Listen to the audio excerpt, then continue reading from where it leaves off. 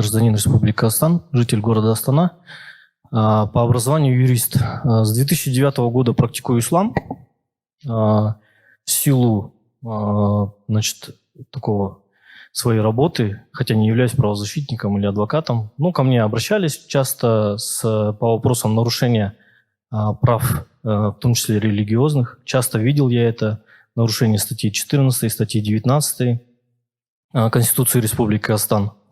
Очень много у меня накопилось материала, но сейчас суть не об этом. Сейчас я просто как гражданин Республики Казахстан сюда пришел рассказать о том, что случилось со мной и как принцип светскости и Конституция работала в отношении меня лично. С 2020 года мне начали поступать звонки с органов внутренних дел, то есть мне звонит оперативник, представляется сотрудником управления по борьбе с экстремизмом, что уже как бы, для меня лично, как сказать, дискриминирует сразу же, само название этого управления, потому что я не отношусь никаким, не считаю себя каким-то участником деструктивных религиозных течений.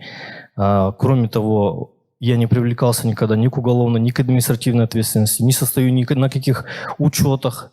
Тем не менее, значит, суть звонка оперативника был связан с тем, что я был приглашен к теологу на беседу.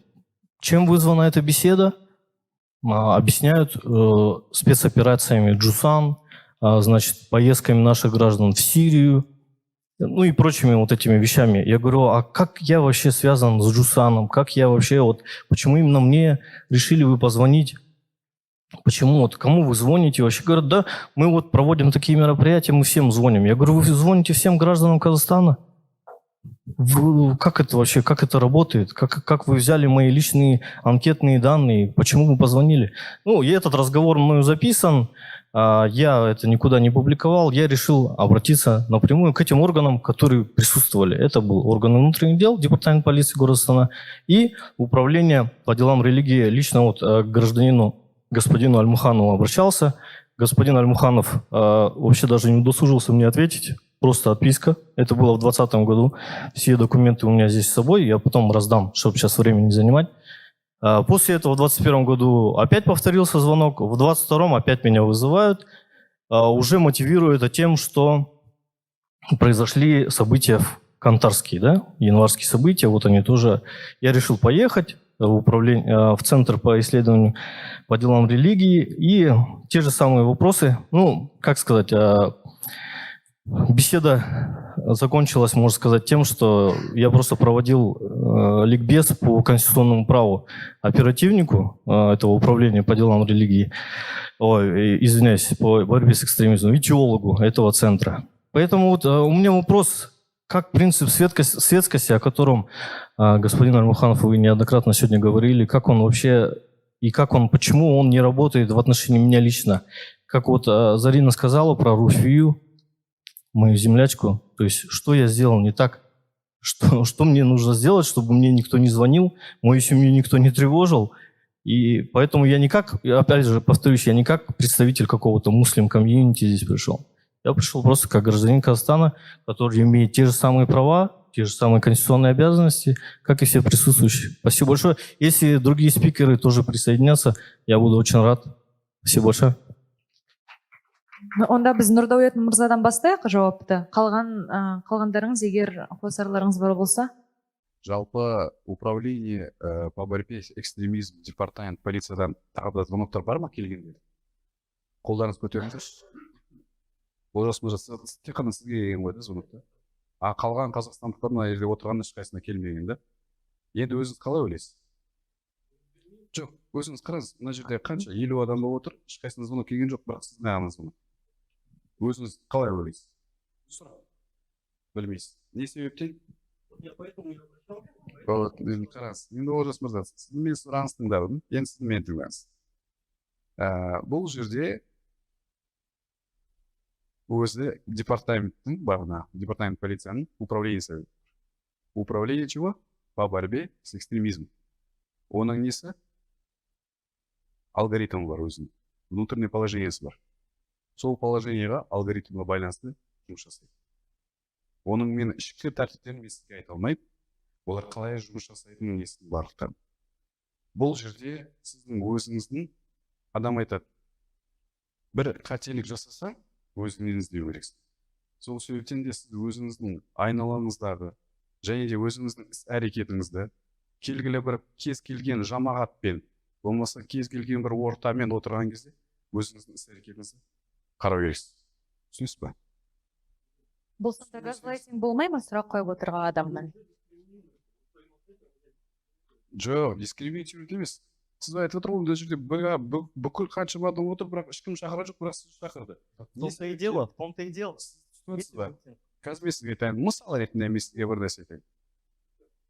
Мен сізге айтайын, мысал ретінде бір мынандай жағдай болған, бір адам көмек жасаймын деп бір фонд ақша жібереді.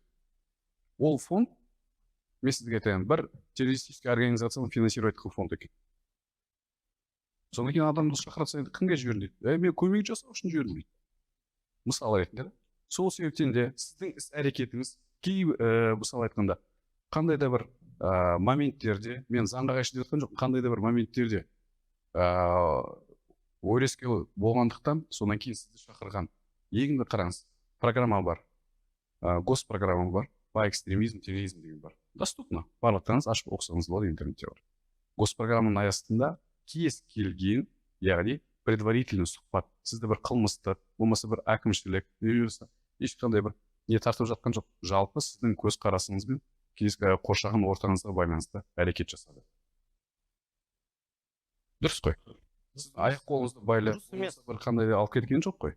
Алып кеткен жоқ, сізге хабарласты, сізге осылай білді. Өйткені себебі олардың жұмыстары сол. Управление по борьбе с экстремизмом деген. Олар солай жұмыс жасайды. В том-то и дело, у меня ответ есть с департамента полиции, который говорит, что я не состою ни на каких учетах. Я же не никаких ко мне учетах бір нәрсе деп отқан жоқпын. В том-то и дело. Вот в том-то и вопрос. По какой причине произошла дискриминация? Вы даже сейчас не признаете то, что произошла дискриминация. Давайте я, вот, если что, может быть, более шире отвечу, да? Вот смотрите, вот сегодня, вот я не зря как раз в своем выступлении неоднократно говорил о том, что вот в этой борьбе, ну, о которой мы говорим, там, скажем, вот, что мы рисуем, там, экстремизм, терроризм и так далее, мы можем ненароком нарушить права человека. Я действующий адвокат. И знаю, что есть нормы Уголовно-процессуального кодекса, когда человек что-то подозревает и так далее, там есть свой алгоритм, прописанный законом.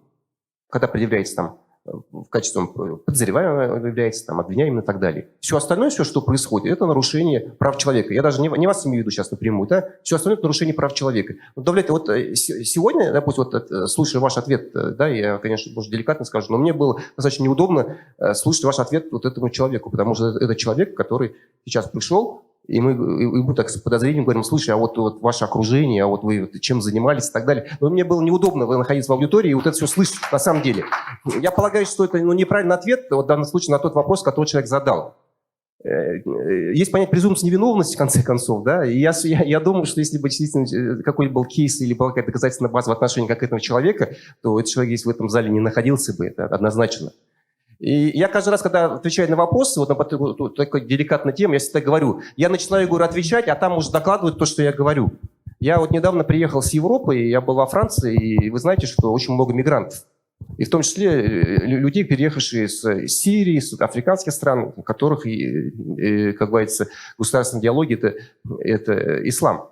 Но при этом, я вам скажу так, права не нарушаются. Они входят в ту мечеть, которую считают нужным, считают необходимым, но при этом правоохранительные органы работают.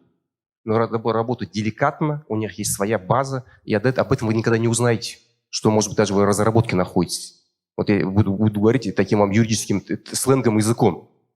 Поэтому вот то, что к вам так звонили, вот сейчас вы подняли, это, конечно, недоработка того оперативника, я полагаю. Но, опять же, с точки зрения теории оперативной деятельности, я как квалифицированный юрист вам говорю.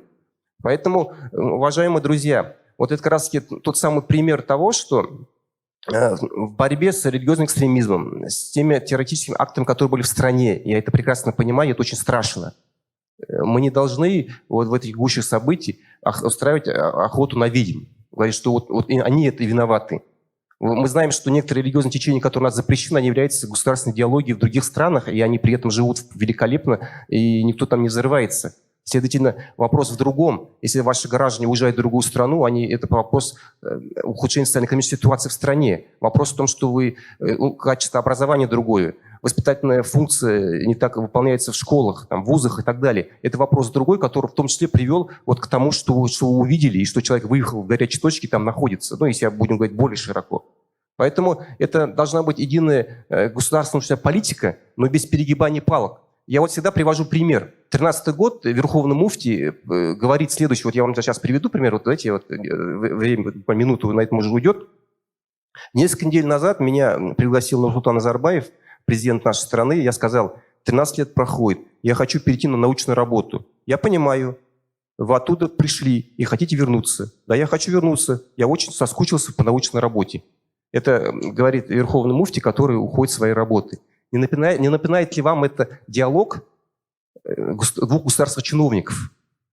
Да? Это же на самом деле диалог, как будто бы человек уходит с госслужбы. И поэтому мы не должны вот эти муфти превращать в очередное министерство по делам религии. Вот в чем дело. Вот в чем дело. Вот в чем проблема. Понимаете, с идеей нужно бороться с идеей. Убеждать людей нужно словами, убеждениями, но не при помощи каких-то репрессивных методов. Вот мое такое убеждение. И вот, я думаю, широкий